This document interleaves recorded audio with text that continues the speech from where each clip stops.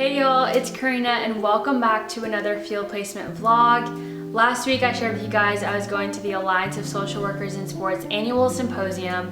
It was a really cool experience. I got to see someone from the School of Social Work there, so that was pretty cool. And luckily for you, they're trying to put some of these panels and discussions online at aswis.org. So hopefully by the time you're watching this, you can definitely go check it out. One of the panels that I found most interesting was one that was discussing the barriers in recruiting student athletes from low SES backgrounds. And this is pretty cool because I really don't hear about this issue directly from the recruiter, but more so portrayed in movies like The Blind Side, or you hear a little blurb from the host of the NFL draft. But it was really impactful for me to hear it from the recruiters because they know these players from high school through the training camps up until they really pick a program to be a part of. And so, like I said, definitely check this out at aswis.org. In recent sports news, there's a lot of players contracting COVID. Super unfortunate. I was really thinking about the mental health implications of this because it might be hard for a lot of players to be away from their sport for such a long time, especially when they know it's in season and there's other teams and other conferences playing. And I was listening to a podcast called The Huddle Up, which is a collaboration between the Student Athlete Mental Health Initiative and ASWIS.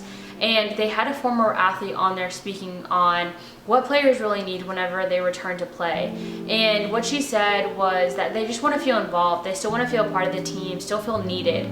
And this had me really thinking because, you know, for athletes, their sport becomes a part of their identity, a pretty big part of their identity, especially if it's their career or if it's because they're getting scholarship for it. But we as social workers know that we gain from social identity theory that identity development can be a very affirming process. It provides a lifelong sense of belonging and support. And so, like I said, when an athlete has to step away from that for a prolonged time, it can be really hard. And being taken out of the sport, like I said, from injury or illness, it can start to take a toll on them mentally. And I was thinking about the roles that a social worker can play in a program when they have to go through this. And I mean, just from the get-go, being able to, you know, talk to these athletes about things that they might not really feel comfortable telling their physical trainer or their coach or even their teammate. And like, we as social workers have a toolkit that these coaches or physical trainers might not really have, and being able to identify normal versus abnormal or even harmful ways of coping for these players.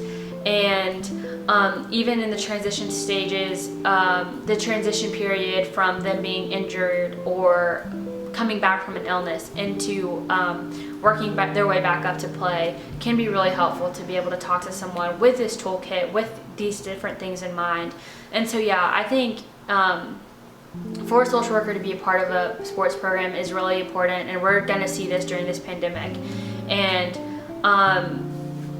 all of that being said, I wanted to leave you with a little COVID related sports statistic this week.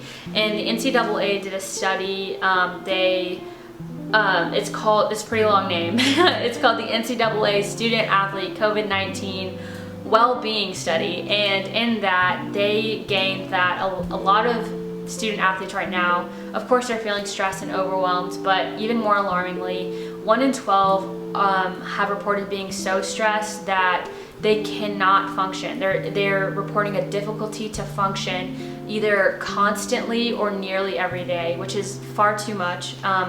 There's no way they can focus on their studies or sport even at that time. And so, like I said, this is all just about learning about how to be a better advocate for our athletes. And if these stats help with that, definitely I want to keep on doing them. And so I hope you like it.